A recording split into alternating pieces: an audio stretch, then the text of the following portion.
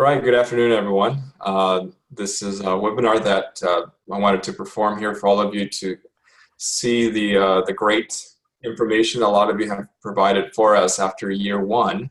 We're still not done. We have year two, obviously, to look forward to, and you would say that we're on the up and up. But I wanted to give a brief analysis on how we're doing and possibly where we're going and how it is that we can think about any correction methods.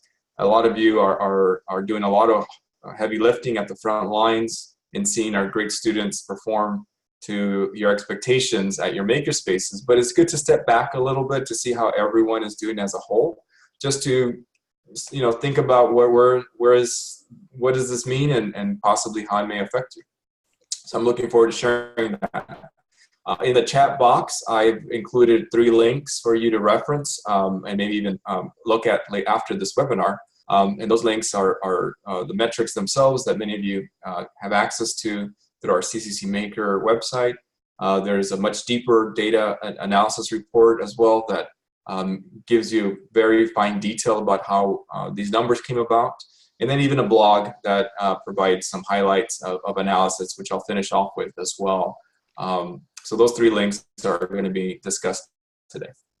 And I'll just mention too, when we post this on the web and on Workplace, I'll put the links in a separate document so that people can access them directly, because you probably won't be able to access them from the recording. So Salomon, do you want me to stop sharing so that you can share your screen at this point? Yes, so I'll transition to that.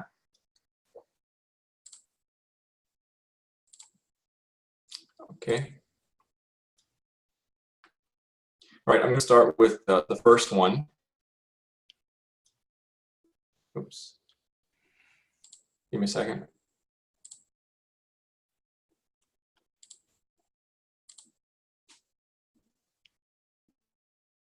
Okay, that should be it. Yep. So the first thing, our dashboard is our collective impact type of measurement, and I do believe that looking at this collectively kind of just gives everyone a sense of their contribution to the whole. And a lot of you may not know this, but we get a lot of comments by industry leaders and other institutions when they look at this, and they are in amazement of our achievements. So I have to once again hand it to all of you that contribute to this on your quarterly report submissions, which many of you are going to be working on that pretty soon, or are working on that as we speak, possibly. So it is important that you spend the time to do that. And if you haven't explored this, these get aggregated. So for example, total number of students in Makerspaces, those are how many students you've attributed during that quarter itself. And so when you click on the icons of this dashboard, it goes into a separate dashboard that actually disaggregates a lot of these icons by college. And so you can see here as the quarters progress, the contribution of each student, of each college to the number of students in our makerspaces.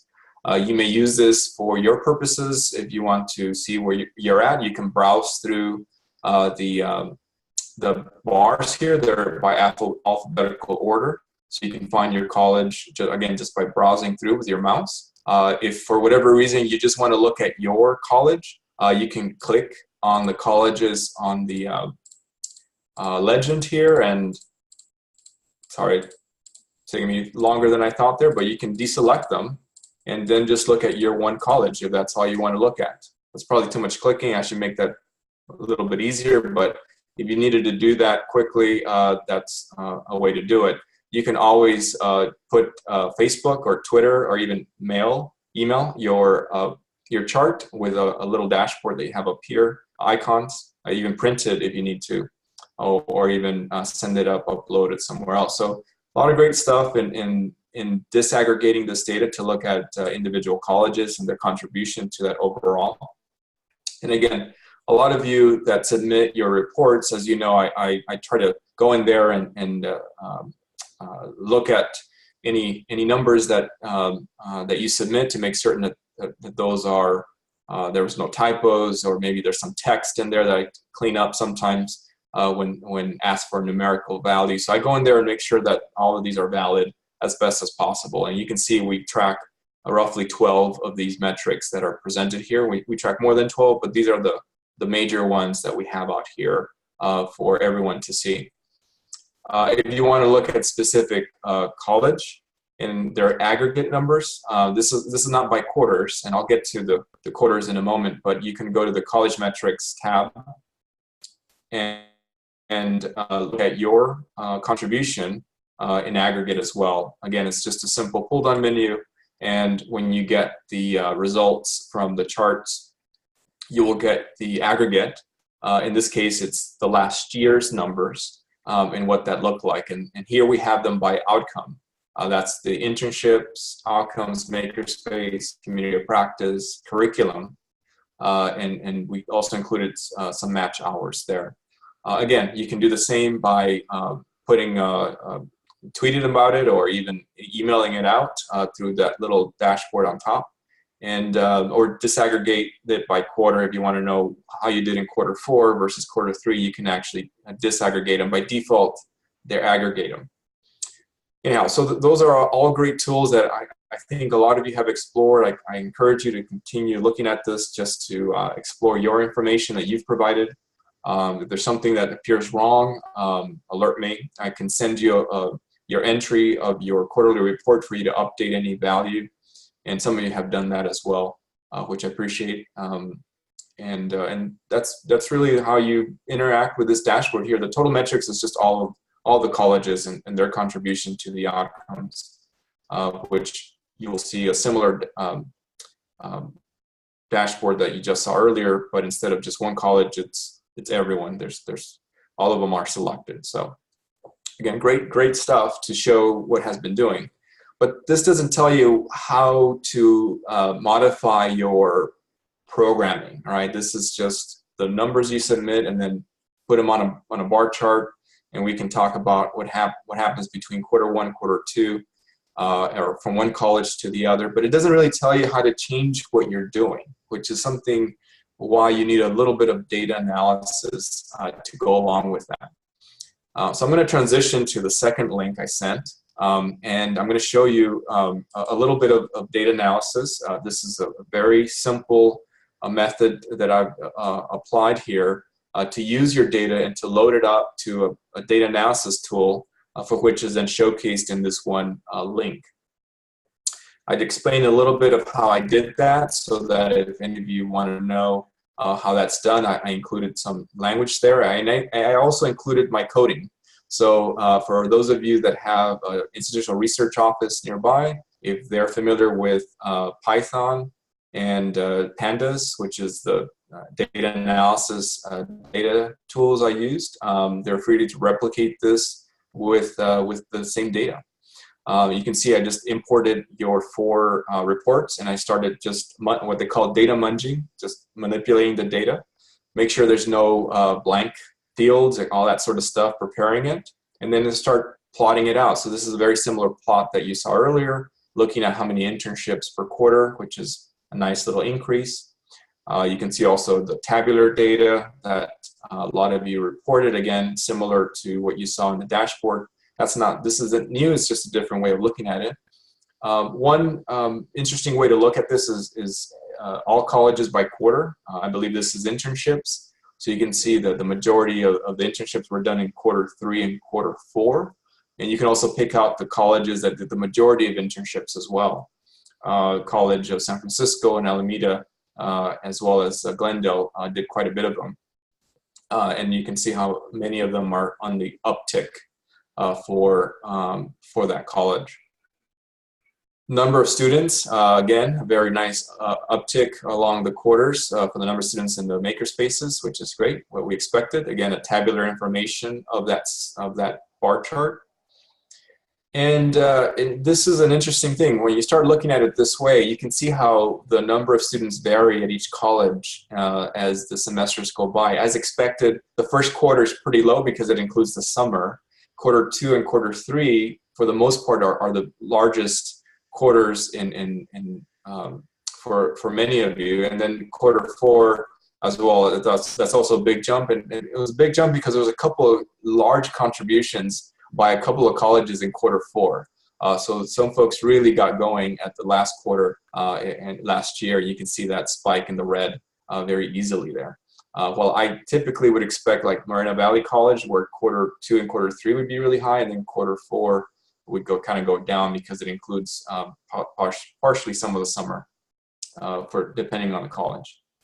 Anyway, so that's a good way of looking at that and looking at these engagement. So that's what these charts are for. I'm going to quickly go down to a little bit of the analysis because that gets into how to interpret some of these charts. Makerspace use, all of these I did it by quarter, by college. So identify your colleges in here and see how you're doing, and you can compare how the other folks are doing. So let's talk about trends. This one's, I think, where it gets a little bit more interesting. So in trends, we typically try to plot two variables that you're looking to see if there's any correlation. And I say two because that's the simplest way, a linear, or even if it's nonlinear, we can do that sort of analysis, but I didn't even go that far. I just simply did a plot, and I put points on that plot, and those what those points are. If they look linear, I say they're linear. If they think if they're curving, then I would maybe include a deeper analysis, but I just assumed everything was linear. I know it isn't, but for our simple analysis, it'll do, I think.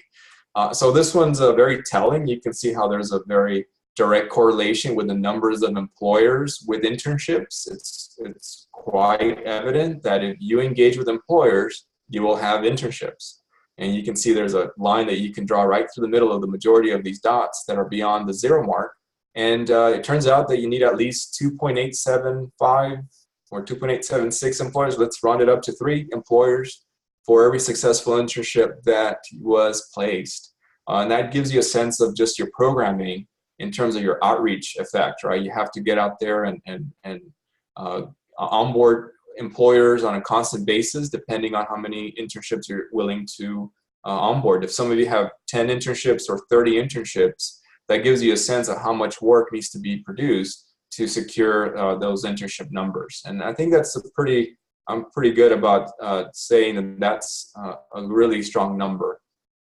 There's only one outlier, which I'm not going to mention who it is, but someone did 135 employer outreach and had unfortunately no internship. So there's something that we can definitely look at that, but the majority of folks who engaged employers got an internship, which is a good correlation there.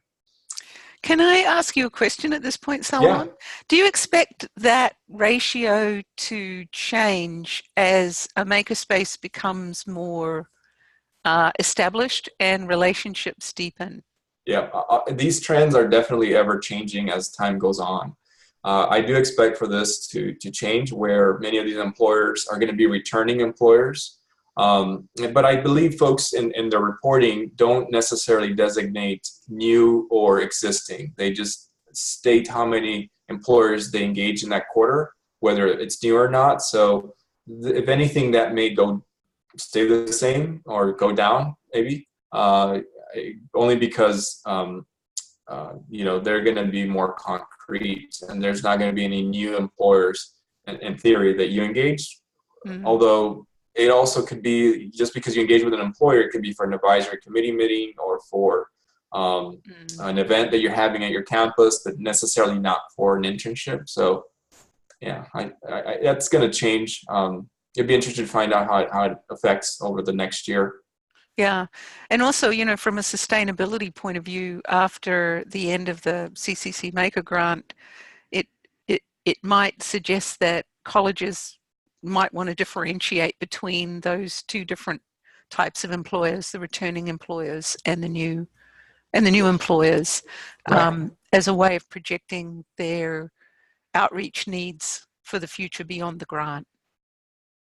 And I'm glad you bring that up, the sustainability aspect of it, because if it is something like 3, or maybe it's different at your respective college, then you know approximately how much time that those 3 or 4 or 5 employers you had to engage with, the meetings, the visitations, the communications, the event itself. And so you can start quantifying, okay, well, this takes this many hours, and someone needs to do that amount of work, for which then you can extrapolate to some sort of budgetary item.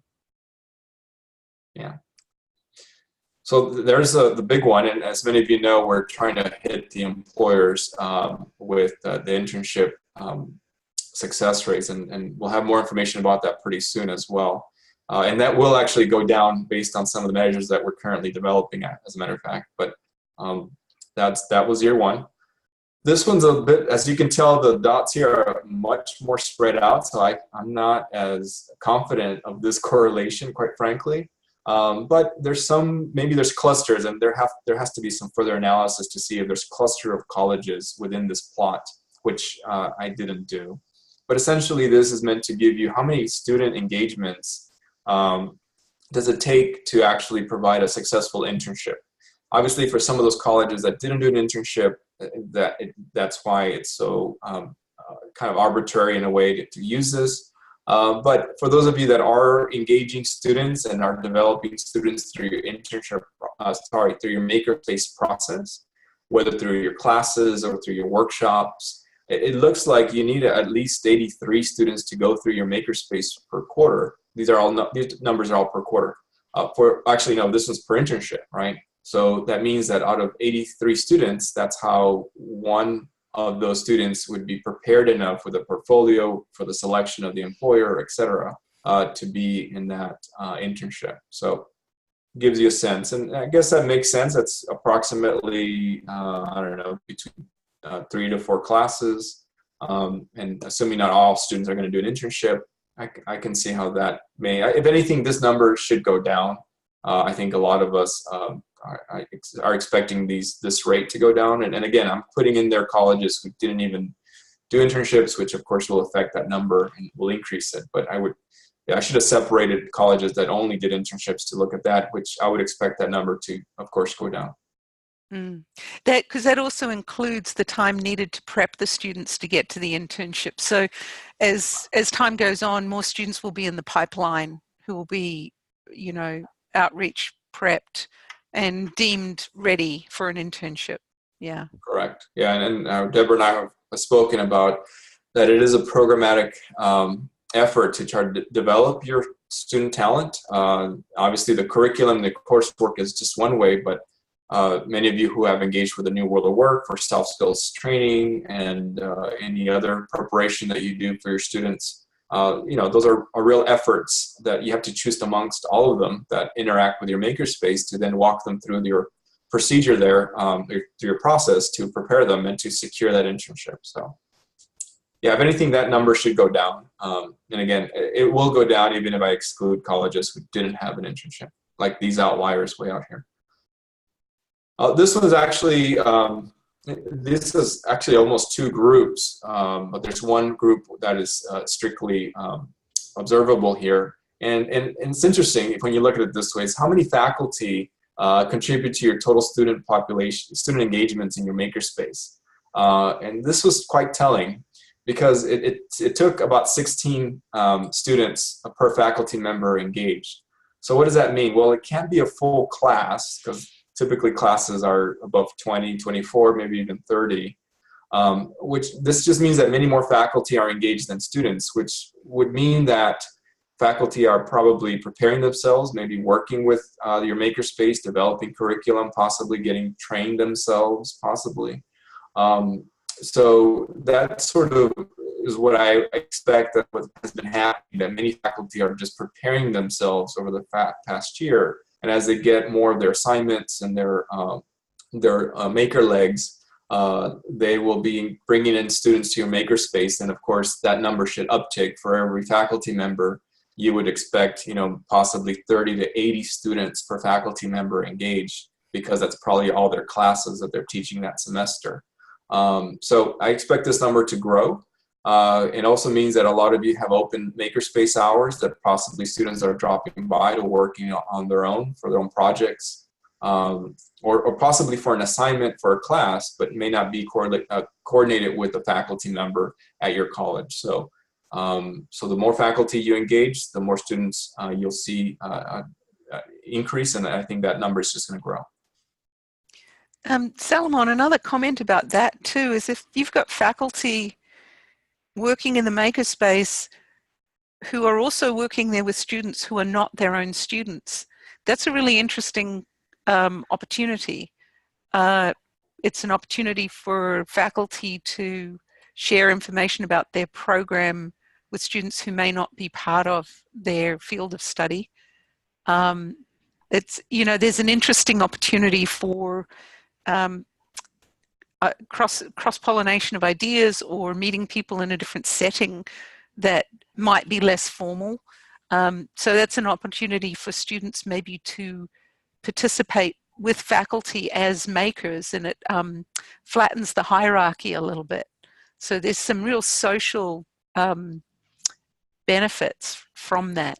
It could be very interesting. And just identifying that, I think, is really important, because it means that that's an opportunity that someone with a Makerspace program or you know, people who are running the space could actually capitalize on and really use that.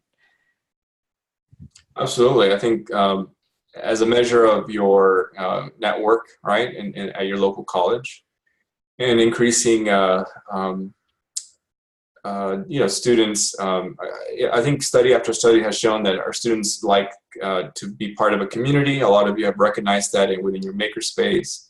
And I think, yeah, I think that's a good point, Deborah. Like, how do you cultivate a community with faculty in an unstructured environment like a Makerspace, whether they're showing, maybe they're makers within that space and they're just showcasing their work, maybe even having office hours at the Makerspace and just being accessible as enough.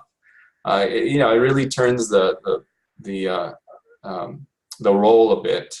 And of course, many of you who have developed excellent Makerspaces know that when you're open source and you know, in this nature of openness, it's a different mindset. I think it helps everyone, but I think it takes a little bit of encouragement, and I think that's what this says, and it's gonna grow. I'm hopeful for that one. I think lastly, another very nicely correlated trend that we see here, obviously, the more faculty that are engaged, the more curriculum, which goes hand in hand, obviously. This is almost quite, you can draw a straight line from the majority of these points.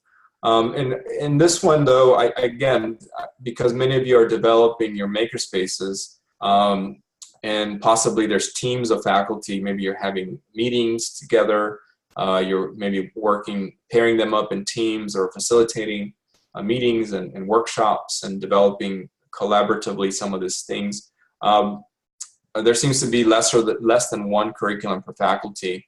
And this one, I just gave you a couple of parameters, I think, to look at when you report this. So this may be also just the fact how you report it.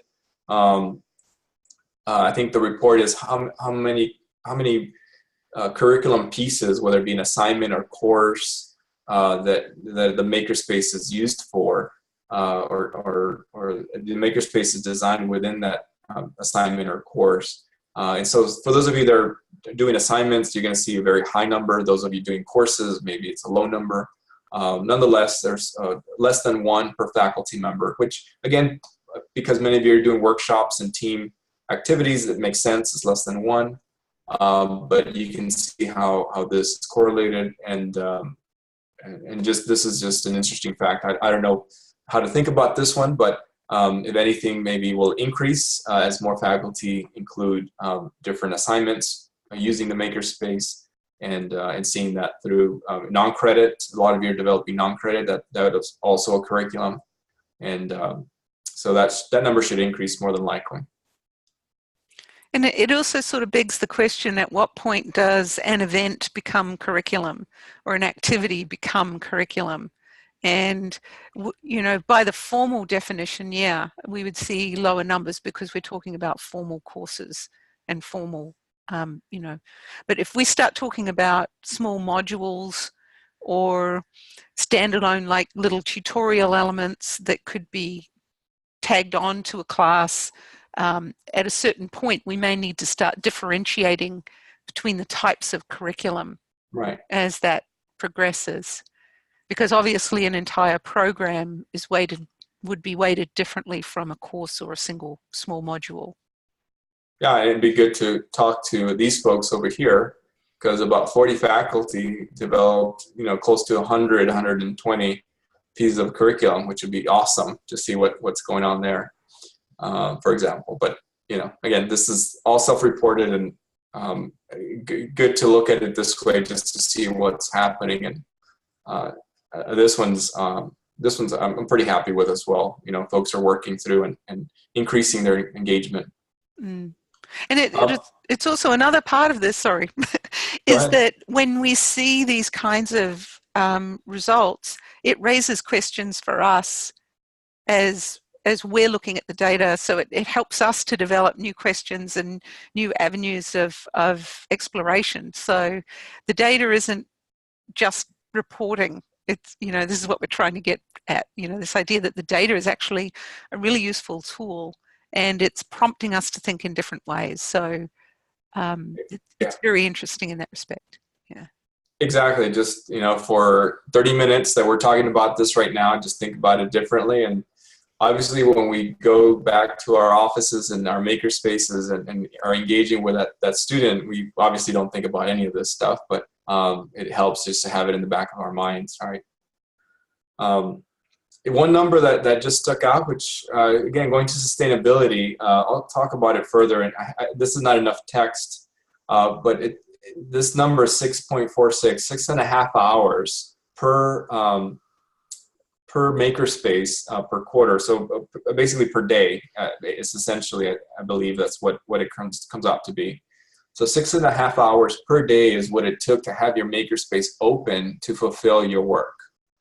And so that's something that to keep in mind. If you have your Makerspace open on average 6.5 hours is what many of you reported to be the most successful option. And it's not that you were open 6.5 hours, but that 6.5 hours of student engagement effort that was done in one day.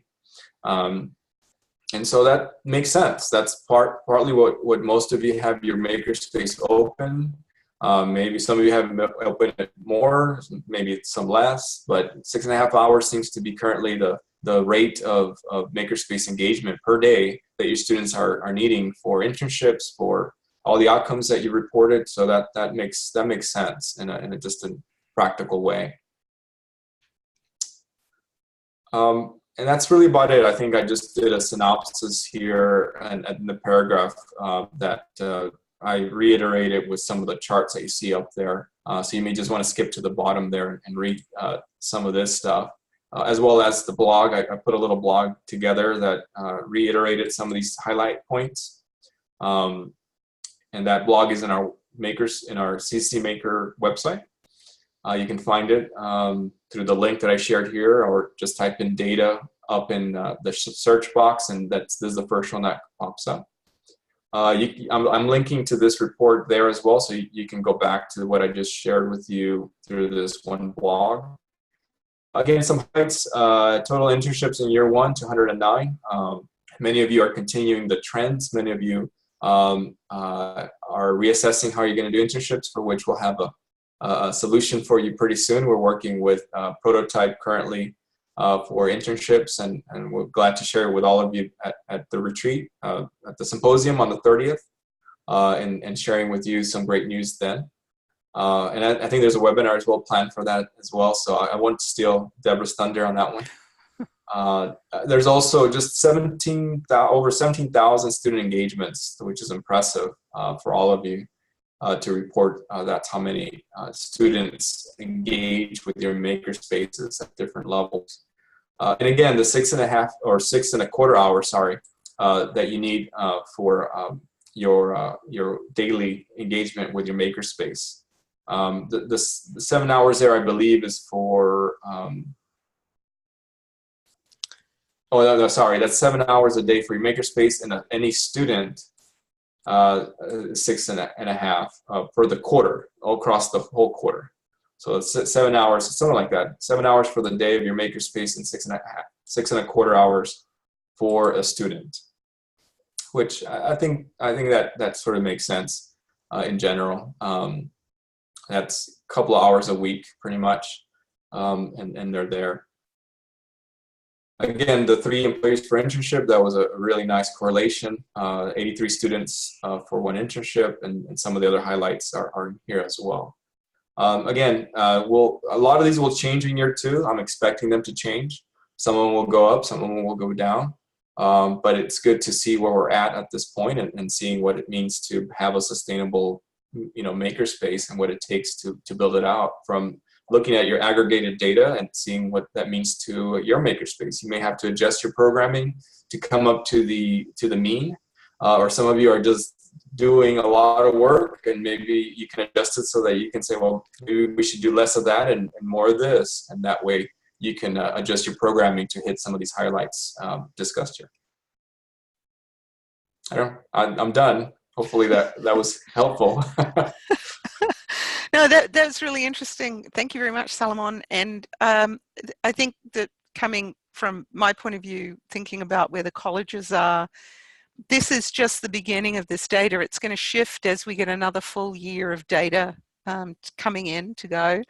And as you're all preparing your reporting for this last quarter, just know that this data, as I said earlier, it's not just a compliance issue. This is really, we're building up some useful information that can really help you with sustainability in the future, because now you know how many hours you would need to budget to have the space open.